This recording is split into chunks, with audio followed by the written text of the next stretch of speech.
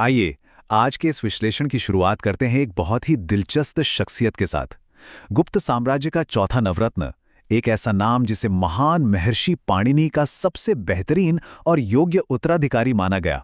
हम बात कर रहे हैं व्याकरण के असली सम्राट वरुचि के। जरा इस नज़ारे की कल्पना कीजिए, एक महज 5 साल का छोटा सा बच्चा जो पहली बार व्याकरण के बेहद ही जटिल श्लोकों को सुनता है और फिर बिना किसी हिचकिचाहट के एकदम सटीक तरीके से पूरी भीड़ के सामने उन्हें दोहरा देता है। वहां मौजूद सारे बड़े बड़े विद्वान हक्के बक्के रह जाते हैं। ये सच में कोई आम बात नहीं थी, ये तो एक अद्भुत बौद्धिक चमत्कार था। और यहीं से शुरू होती है इस बेमिसाल प्रतिभा की कहानी। तो चलिए इस कहानी के पहले हिस्से यानी कौशांबी का बालक अध्याय की ओर बढ़ते हैं। अगर हम इस टाइमलाइन पर नजर डालें तो ये बात है चंद्रगुप्त द्वितीय यानी विक्रमादित्य के दौर की, लगभग 375 से 415 ईस्वी के आसपास। कौशांबी के एक परिवार में इस बच्चे का जन्म हुआ। पिता एक ज्योतिषी थे, लेकिन दुर्भाग्य देखिए, जब ये बालक सिर्फ 5 साल का था तभी पिता का साया सिर से उठ गया। ये एक बहुत बड़ा सदमा था। लेकिन तभी उनके घर व्याडी और इंद्रदत्त नाम के 2 मशहूर विद्वानों का आना हुआ, जिसने इस बच्चे की पूरी जिंदगी ही बदल कर रख दी। अब सवाल उठता है कि वो 5 साल का बच्चा इतने मुश्किल श्लोक कैसे दोहरा पाया। दरअसल इसके पीछे एक दैवीय शक्ति थी जिसे श्रुति स्मृति कहा जाता है। श्रुति स्मृति का मतलब है किसी भी चीज को महज एक बार सुनना और उसे जिंदगी भर के लिए हूबहू याद कर लेना। उस जमाने में लोग इस बच्चे को साक्षात स्मृति का अवतार मानने लगे थे। और सच कहा जाए तो इस एक खूबी ने आगे चलकर इतिहास की दिशा ही बदल दी। और फिर वो ऐतिहासिक पल आया।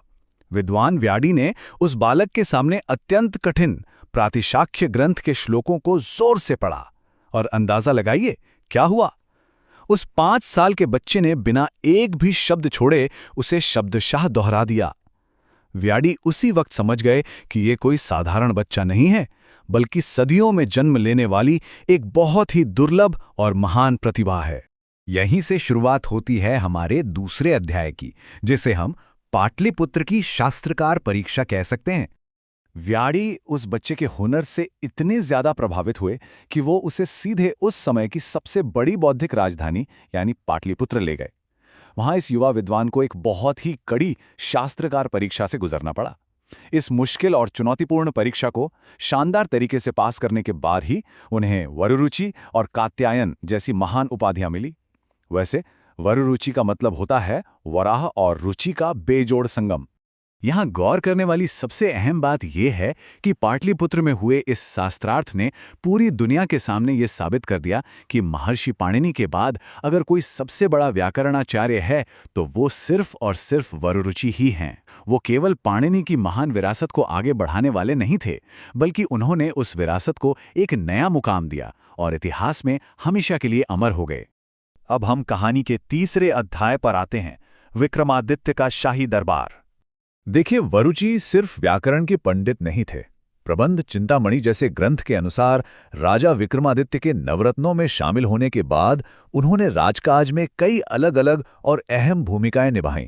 वो राजकुमारी के शिक्षक बने, दरबार के धर्माधिकारी पुरोहित का पद संभाला और साथ ही वो राजा के मुख्य शास्त्र सलाहकार भी रहे।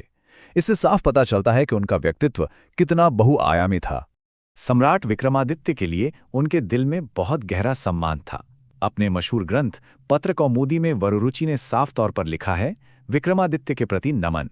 ये महज एक पंक्ति नहीं है, बल्कि ये राजा और उनके नवरत्न के बीच के एक बहुत ही गहरा और आत्मीय रिश्ते को दर्शाती है। इसके अलावा सम्राट विक्रमादित्य के सीधे निर्देश पर वरुरुचि ने 3 बेहद ही शानदार साहित्यिक और व्याकरणिक रचनाएं भी तैयार की। इन 3 रचनाओं ने उस दौर की संस्कृत भाषा और साहित्य की रूपरेखा को काफी हद तक संवार दिया। अब रुख करते हैं अपने आखिरी अध्याय की तरफ, व्याकरण परंपरा और विरासत। वरुरुचि की जिंदगी सिर्फ ऐतिहासिक दस्तावेजों या कुछ तथ्यों तक सीमित नहीं है। उनकी कहानी किंवदंतियों और गहरे रहस्यों से भी जुड़ी हुई है। जरा सोचिए, पाटलिपुत्र से उज्जैन तक की उनकी यात्रा के दौरान किए गए 7 चमत्कार और उनके व्याकरण के तरीकों से जुड़े 5 ऐसे अनसुलझे रहस्य हैं जो आज भी बड़े बड़े विद्वानों को हैरान कर देते हैं। ये रहस्य उन्हें इतिहास का एक बेहद ही रहस्यमयी किरदार बना देते हैं। एक बहुत ही मशहूर कथन है, वररुचि के बिना कालिदास अधूरे हैं। ये लाइन अपने आप में बहुत ताकतवर है।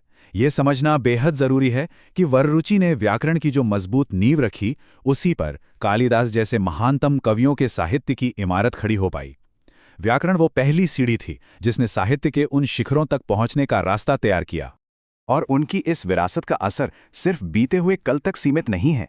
आज भी हमारे आधुनिक संस्कृत पाठ्यक्रमों में वररुचि के काम को एक बहुत ही जरूरी हिस्से के रूप में पढ़ाया जाता है। एक 5 साल के अनाथ बच्चे से लेकर इतिहास के सबसे महान नवरत्नों में से एक बनने तक का ये सफर वाकई बेमिसाल है।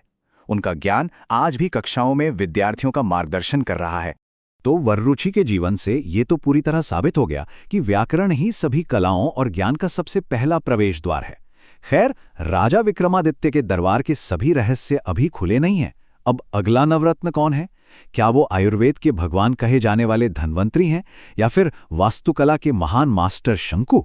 ये एक ऐसा सवाल है जो इतिहास के पन्नों को और गहराई से पलटने की उत्सुकता जगाता है। तो अगले रहस्य को जानने के लिए इंतजार जरूर कीजिएगा। इस विश्लेषण में साथ जुड़ने के लिए बहुत बहुत धन्यवाद।